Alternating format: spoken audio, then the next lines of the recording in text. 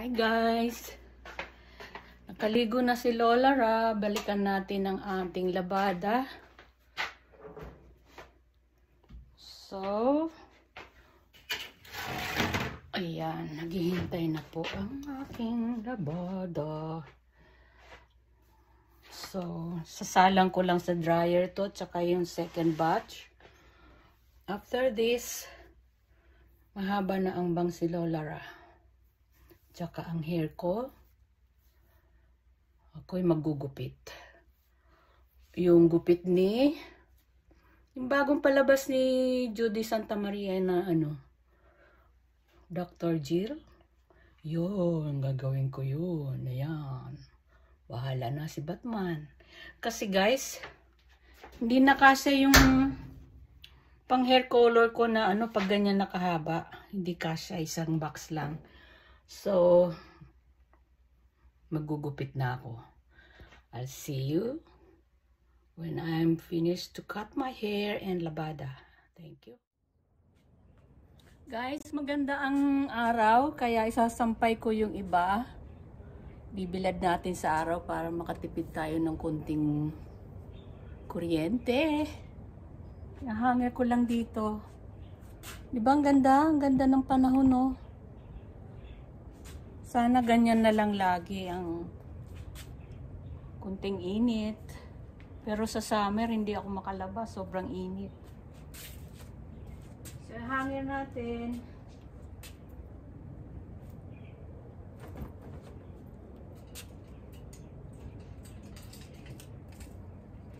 Ganda ng panahon.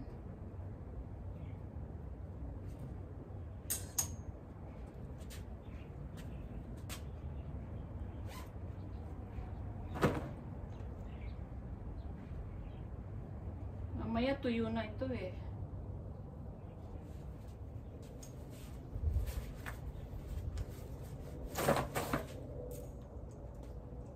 Yan. Kawan sila. Okay. Okay guys, magugupit na ako. Guys, nakakatawa si Lola Ra. Magugupit nga ako, 'di ba? Hindi ko pala ito napindot, hindi ko na-on yung camera. Gusto kong makita nyo eh. Matatapos na ako eh, bangs na lang oh. O, diba? Palagay nyo. Ano ba ang dating ngayon ni Lola Ra? Diba Judy Santa Maria? Santa Maria Lola Ra, ano ba yan? Okay. Bangs na lang. Tingnan natin.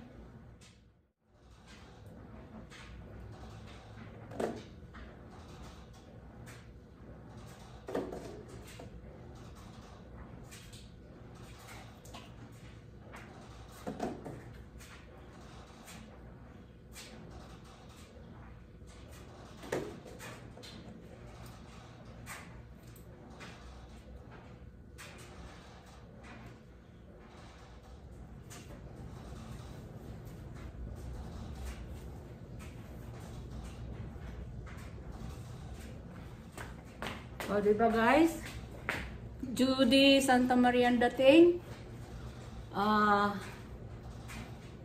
Lola Ra version. Okay. Huwag niyo ako pagtawanan guys ha. Alam ko sa likod hindi pantay. Okay lang yan. Wala naman papansin sa akin. Okay. I'm happy. I'm done with this Judy Santa Maria version. Okay? Dr. Jill. The broken marriages. Okay. But I'm not broken marriage. Eh, Judy Santa Maria ang peg ko eh. Oh, di ba? Para may iba naman. Kahit hindi pantay-pantay, okay lang yan. Alright. Lagi akong may bangs, guys. FYI lang, kasi ang ilong ko hindi matangos. Ang noo ko, ang matangos. So, at least, merong matangos sa aking face. Thank you for watching. Oh, hi guys! Welcome to Lola Ra's channel. Bagong gupit si Lola Ra. At ang peg ko ay si Judy Santa Maria. Hey, don't call me mama. No, Judy Santa Maria, the actress in the Philippines. She's a good actress. Oh. She's my idol, you know? No? Pwede na akong maging mudra ni Judy Santa Maria. So, Santa Maria. Just kidding. Okay. Ngayon po, magluluto ako ng magandang hapon nga pala. Ayan si Margo. Naglalaro siya. Lower the volume, be. Please. Magluluto ako ng pagkain na favorite ng mga mag-sweethearts, ng mga lovers. Alam nyo ba kung ano yon? Ito po. Ang ating lulutuin ay ang laing. Ito. Ito ang laing, dried leaves, taro leaves, shrimps, and itong bagoong na instant bagoong. Ang ating ginger, latab garlic, ang siling habak, and siling labuyo na green din, onions, taka isang pork cube. Itong ating, alam nyo na dito, wala tayong kakang gata o instant gata lang tayo. Dito. 4 itong binuksan ko. So, meron pa akong extra isa. In case na kulangin, meron tayong backup. Excuse me, be. Excuse me, baby. No. Oh. Okay. Okay. Ngayon, ang ating pork kasim.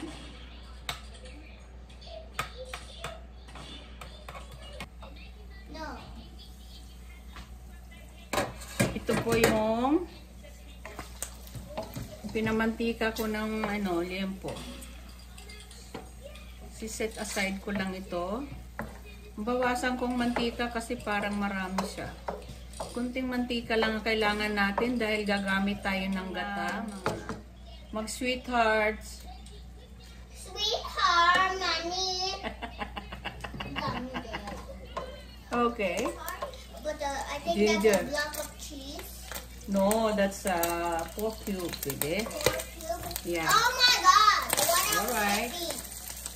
Maraming bawang. Ito gusto namin itong laing.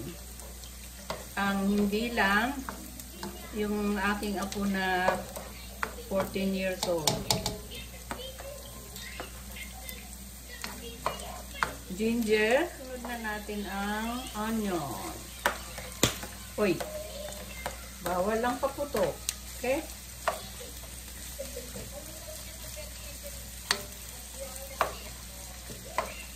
Pumuputok po yung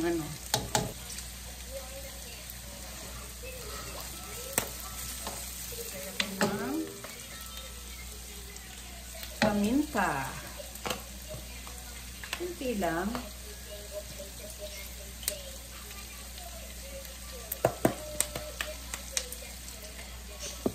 Kunti lang po.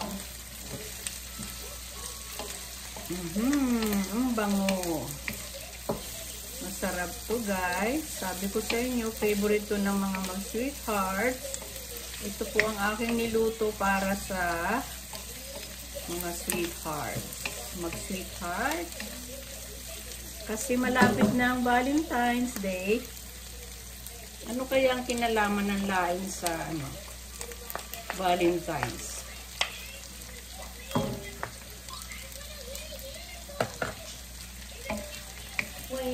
Lagyan natin ng bagoong. 3 teaspoon ng bagoong ito nilagay ko. Pag malapit nang maluto yung laing natin, yung taro leaves, bago natin ilalagay yung hipon. Kasi madali lang naman yung maluto. Po natin yung gata.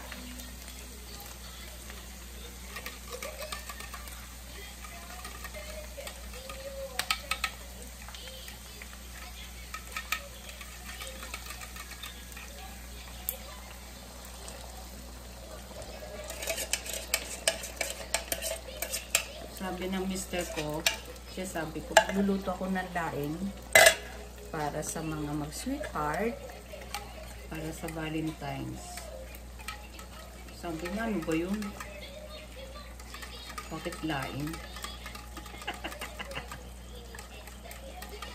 Kasi itong laing, masarap, di ba? And then, isa pang gata.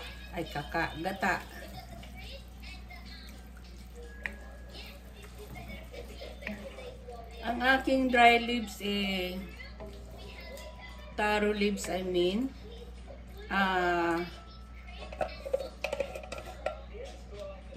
grams.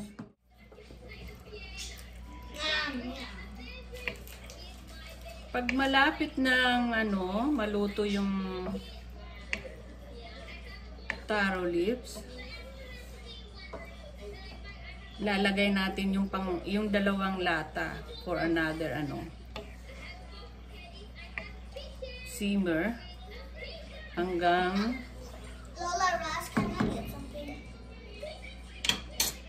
malambot na siya. Lalagay ko ang be careful ha. Isang 4 cube. There you go.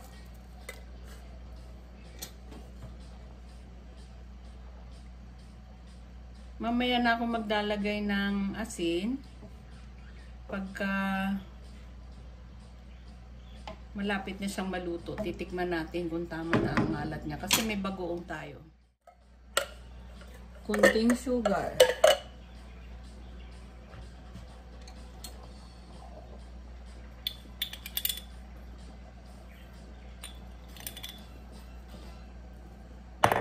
Brown sugar yung ginamit ko. 1 teaspoon lang to balance the lasa. Okay. Pag nailagay na natin yung taro leaves, hindi natin nahaluin kasi para daw hindi siya mangati. Lalagay ko na po ito.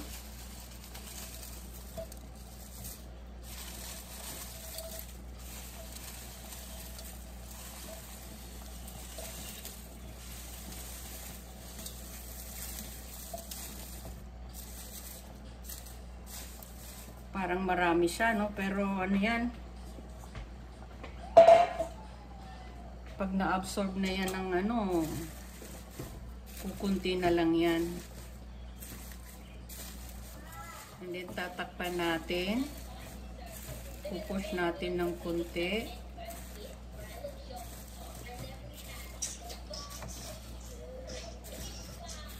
Pakukuluan natin siya ng mahina lang ang apoy. Alright. Takpan natin. Pag kumulong-kumulo na siya, saka natin nahaluin. Balikan natin pag kumukulo na, okay?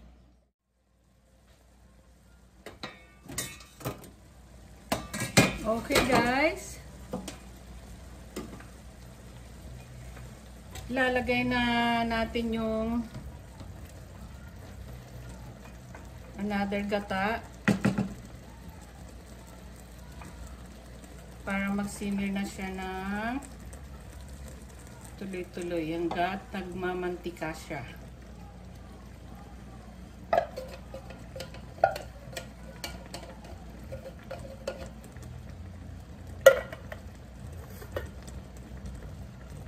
Gusto ko kasi ito malambot na malambot. Ayaw ko yung buo-buo. So,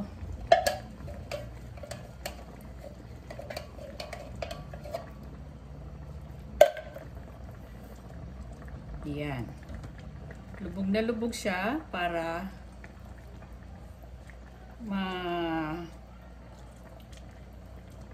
maluto ng mabuti sa gata. Okay? Hindi masyadong halo-halo kasi baka kumatinga. Yun ang kasabihan. Lalagay ko na po yung sili. Yeah, malalaki siya.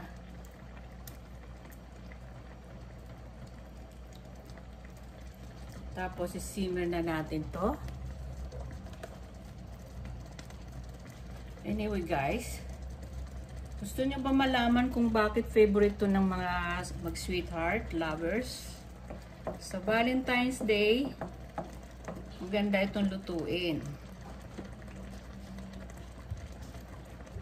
Kahit na ordinary lang siyang laing, pero sweet siya sa mga lovers and mag-sweetheart.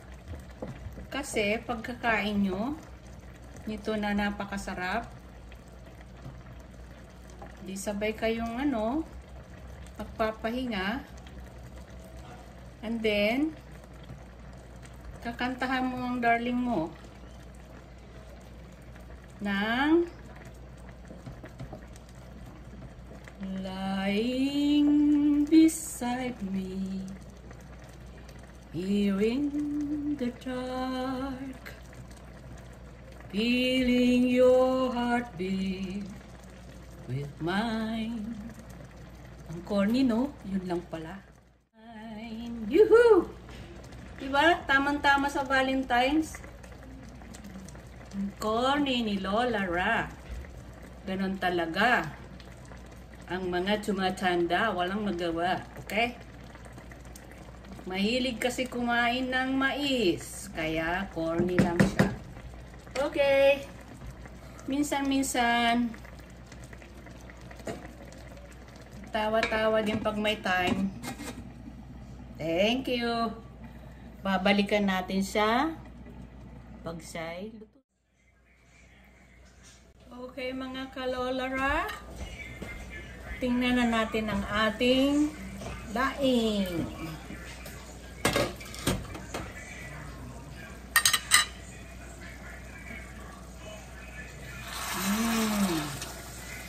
Yan, nagmamantika na siya. So, ready na ito. Ito po ang ating laing version ni Lola Ra, okay? May hipon, mayroong kasi. Tikman natin.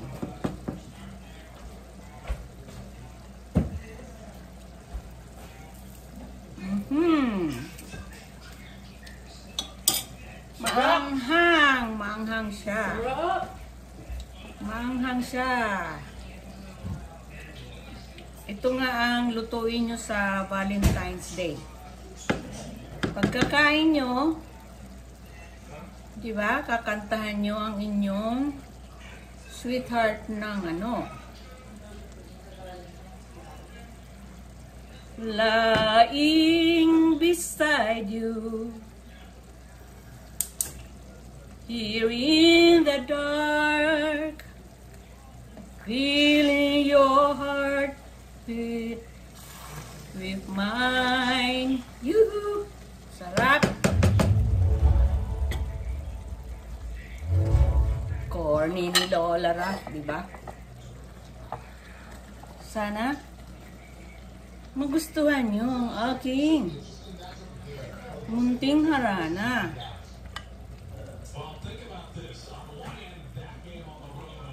Lying beside you here in the dark, feeling your heartbeat with mine. Tawanan na naman ako ng mga anak ko. Okay lang. Buti nga yan, paminsan-minsan naman, matawa. Diba? Sabihin na naman, napaka-cornet ni nanay.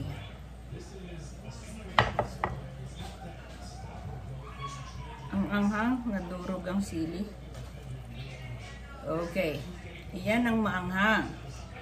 Laing beside you. Pang Valentine's, di ba? Kakain nyo, kakantahan nyo ang inyong sweetheart. Lying beside you.